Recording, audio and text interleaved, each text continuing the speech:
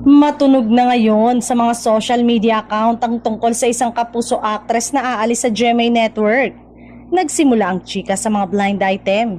Chika ng isang account sa X, Mars, nasagap mo na ba ang balita na may isang kapuso ang lilipat o babalik sa ABS-CBN? Possible next year. Reply naman ng isang ex-user na kilala sa mga showbiz chika. Yung actress ba na visible sa isang flop serye? Newsbreaker kung lilipat na nga siya. Pero wala pa akong nasasagap na confirm na lilipat. Narinig ko lang din yung about sa kanya pero baka sawa na siyang maging extra kaya lilipat sa Mother Ignacia.